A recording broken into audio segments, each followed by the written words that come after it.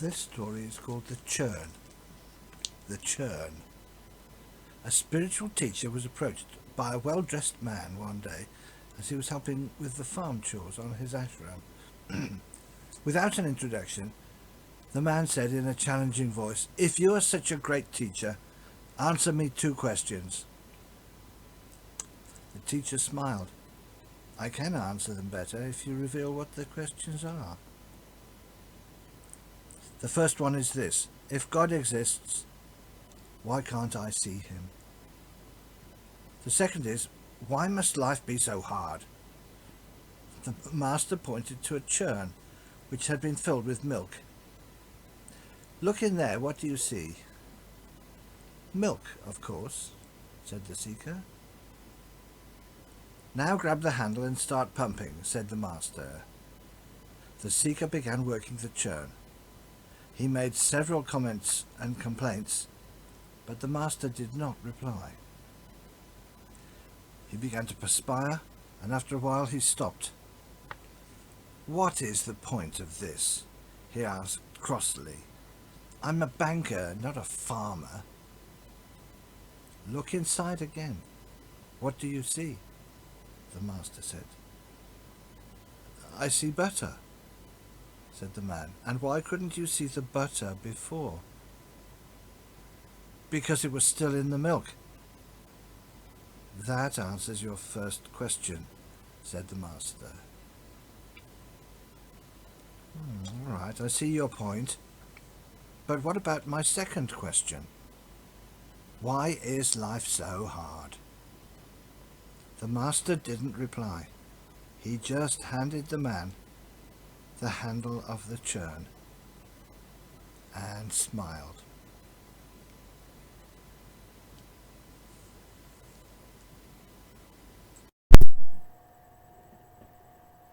Hello. I send you greetings wherever and whenever you are. Today happens to be Valentine's Day here as I speak. And it occurred to me that just this morning that one thing that we normally do, and so often do, and have failed to do throughout these little broadcasts I'm making, is light the chalice. The chalice is something that's so familiar that we almost overlook it. So I don't have a chalice. We're locked out of our church, but what I've got here is a little candle. I'm sure you've got one as well. So if you'd like, why don't you just pause this video, go get a candle, and light it with me as we consider all the things we ought to think about our version of sacred fire.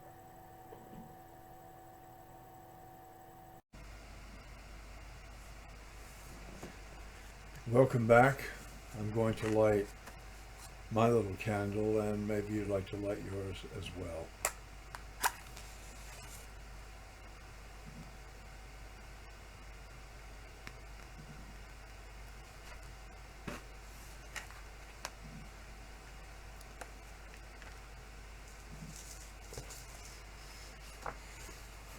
There, can you see that burning?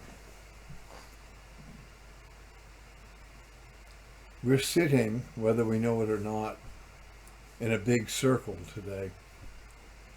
It's a circle so big that it encompasses whole oceans and crosses international borders.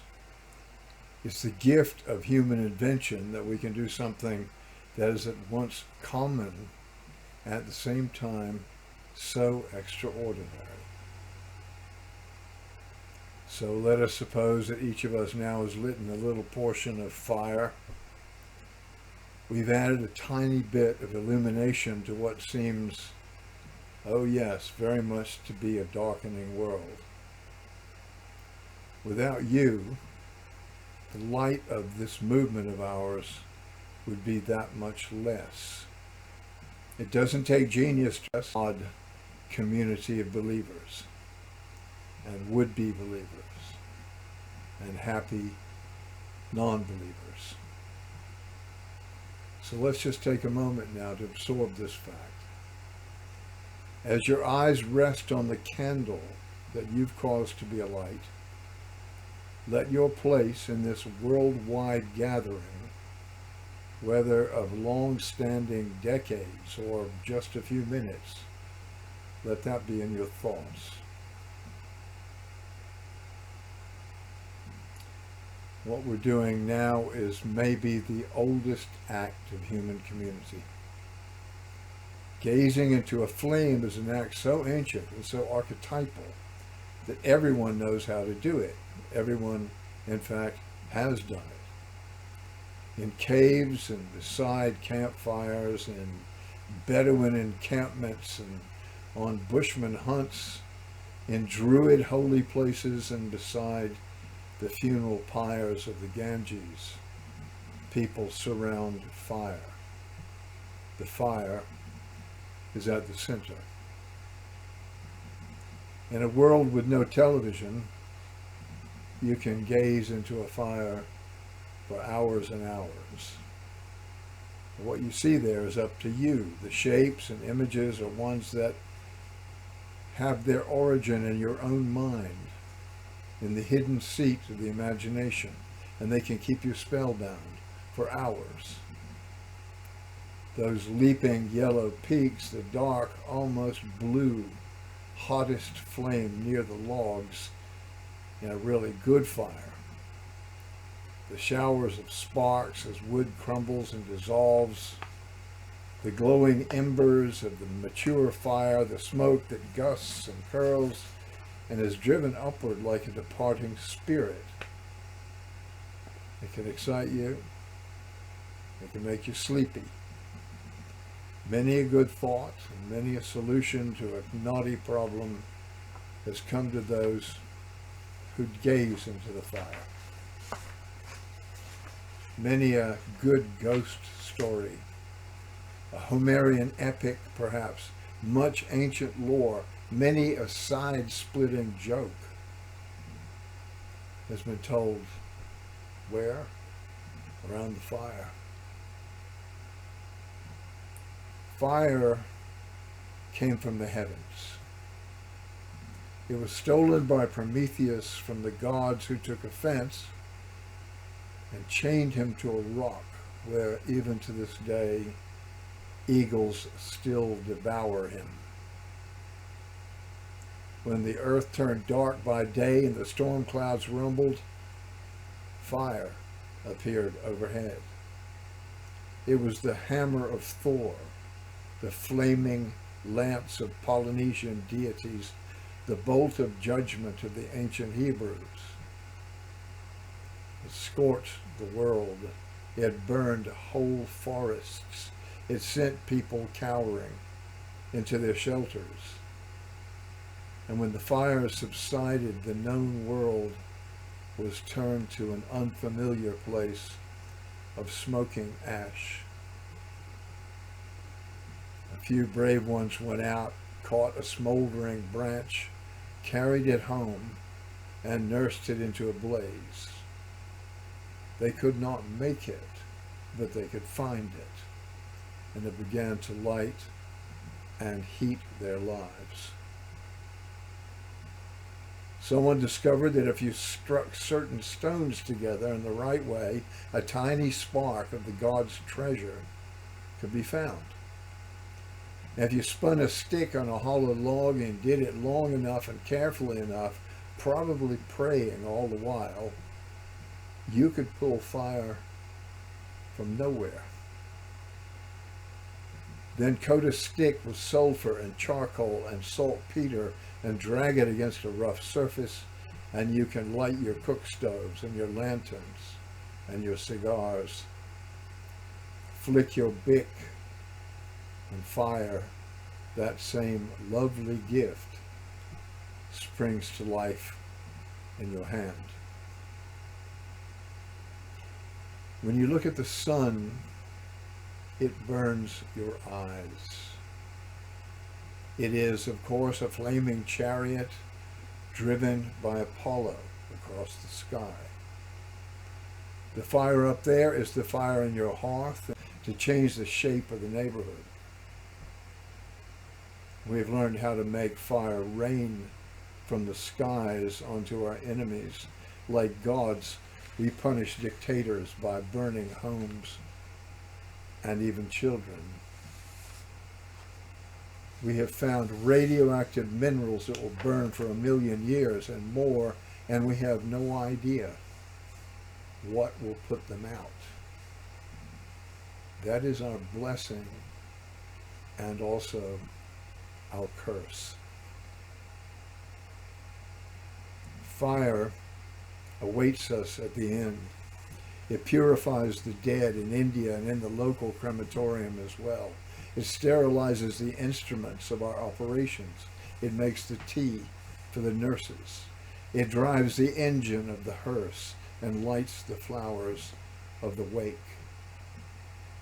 In a few billion years, we're told, it will consume the earth, vaporizing the rivers, melting the mountains, consuming the gases of the sky, making our death like our birth, earth to earth, lava to lava, fire to fire.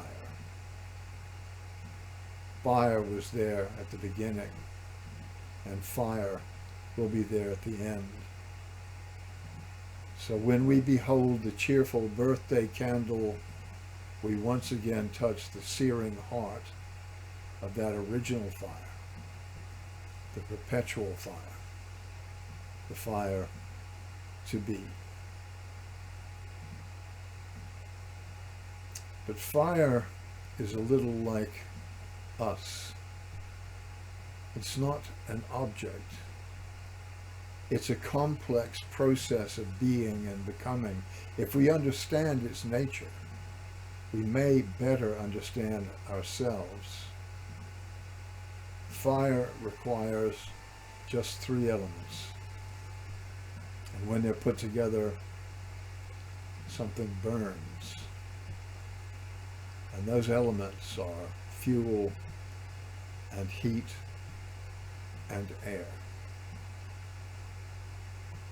Fuel is the stuff of life. It is the material of which our bodies are composed, the rock dust, the compost, the very molecules of things. It is the weight and the height of us, the hair and fingernails and shoulder blades that we call me. It is the bricks and boards of our houses, the fabric of our clothing, the metallic clink of our coins, the rustle of our banknotes, the leaves of our libraries, and the wood of our coffins. It is what may be seen and weighed and measured, drawn and photographed and touched.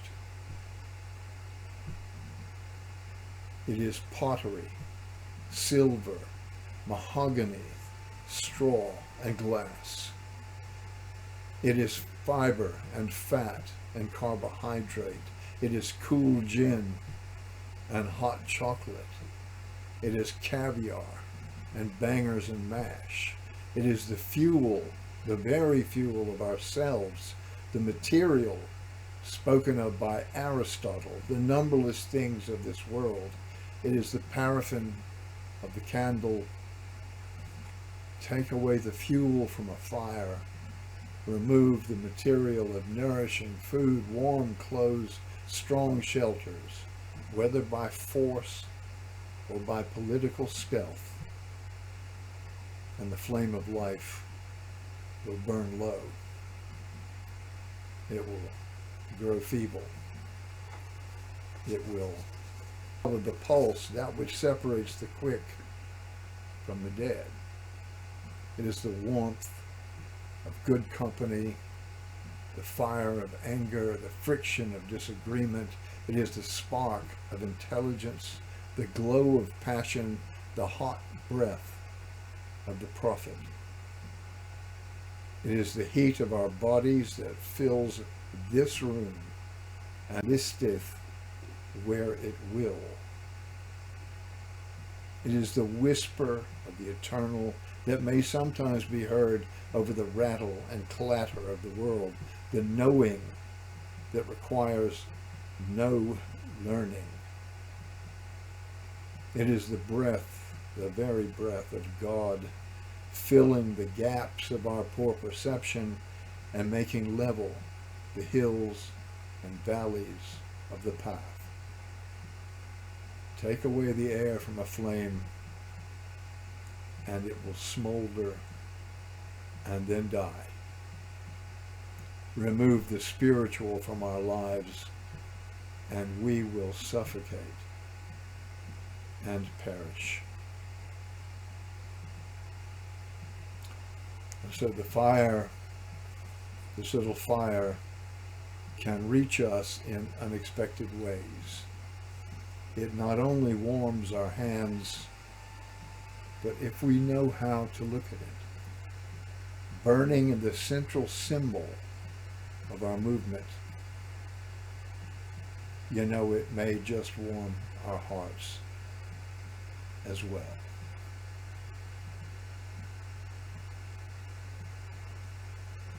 Now let's just sit together for a moment longer.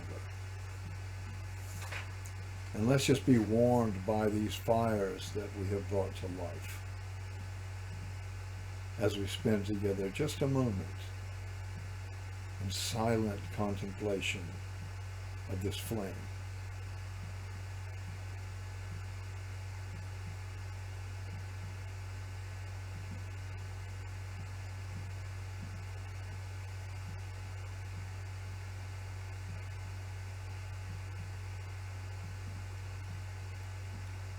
And so we say, one eternal Spirit who lives in and beyond all symbols, bring us light,